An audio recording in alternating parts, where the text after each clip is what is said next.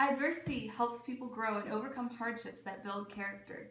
Life without adversity would be like running hurdles without any actual hurdles. It's never challenging, people would get bored watching, and the people running would never get better. So you guys talk about how adversity is a good thing, but I think adversity stifles character instead of bringing it out. Some are not able to take hardships and challenges well, and will instead not reach their full potential. People looking to challenge themselves is like not looking both ways before crossing the road because of the challenge of not getting hit by a car. This picture represents a flock of sheep. Each one has 4 legs. They are sheep-sized, fleecy. Therefore, this is a new addition to the flock of sheep. Good morning, ladies and gentlemen, and welcome to On the Dot News. This morning we are covering an immensely interesting topic involving one of the candidates of the upcoming presidential election, Donald Trump. The topic of interest stems from Trump's unrealistic comparison of an attack on law enforcement to an attack on all Americans. Cut to Mr. Trump now. On Sunday, more police were gunned down in Baton Rouge, Louisiana. 3 were killed and 4 were badly injured. An attack on law enforcement is an attack on all Americans. I have a message to every last person threatening the peace on our streets and the safety of our police officers. When I take oath of office next year, I will restore law and order to our country. I am now here with Donald Trump as he commits another logical fallacy. I have made billions of dollars in business making deals. Now I'm going to make our country rich again. I'm going to turn our bad trade agreements into great ones. America has lost nearly 1/3 of its manufacturing jobs since 1997. Following the enactment of disastrous trade deals supported by Bill and Hillary Clinton. Now, a word from our sponsors.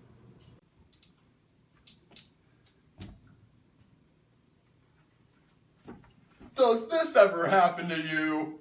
Oh, Hannah, how can you be expected to find your true love if you can't even find your pennies/coins?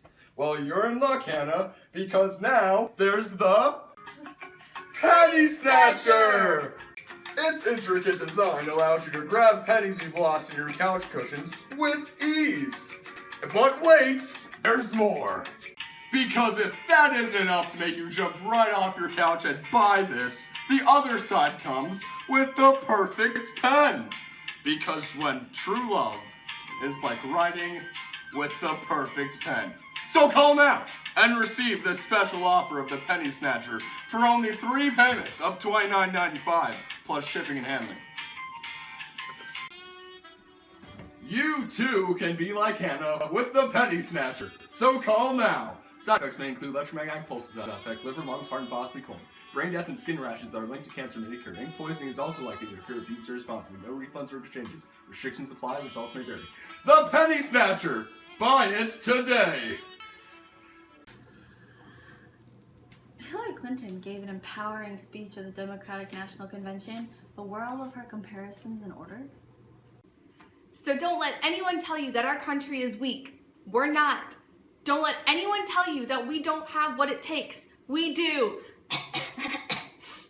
And most of all, don't believe anyone who says, I alone can fix it. Those were actually Donald Trump's words in Cleveland. And they should set up alarm bells for all of us. Really? I alone can fix it? Isn't he forgetting troops on the front lines, police officers and firefighters who run towards danger, doctors and nurses who take care of us, teachers who change lives, entrepreneurs who see possibilities in every problem, mothers who lost children to violence and are building up a movement to keep other kids safe? He's forgetting every last one of us.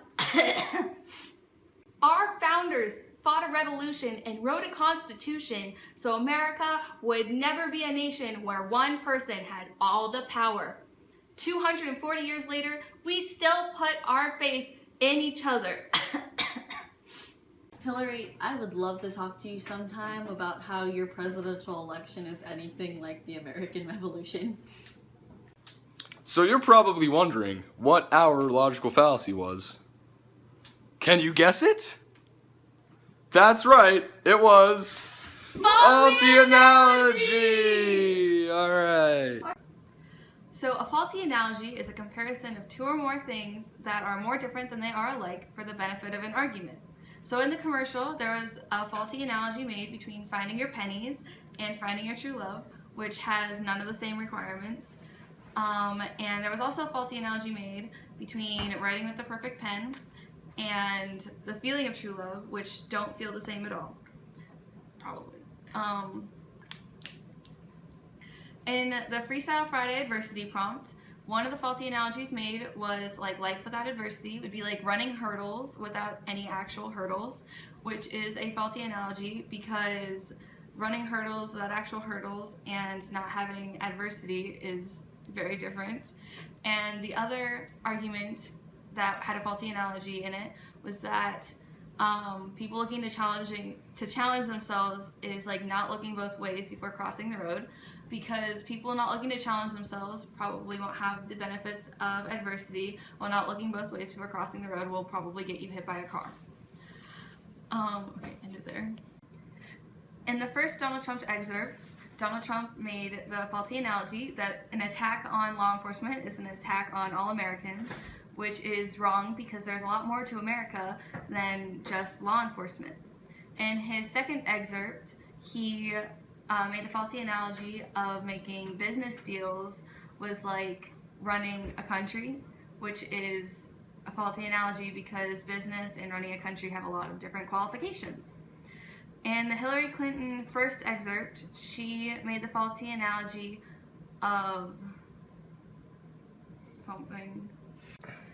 In Hillary Clinton's first excerpt, she made the faulty analogy of the strength of our country just being limited to police officers and troops and doctors and teachers, when there's a lot more to a country's strength than just those things. In her second excerpt, she made the faulty analogy of comparing her election to the American Revolution, which I shouldn't even have to explain that one because it's so off. In the picture, in the visual representation, there was a faulty analogy being made between a wolf and some sheep because they both had 4 legs and was fleecy, but a wolf and a sheep are not the same because they have a lot of different qualities. And that's what a faulty analogy is. I hope you enjoyed our video. Bye!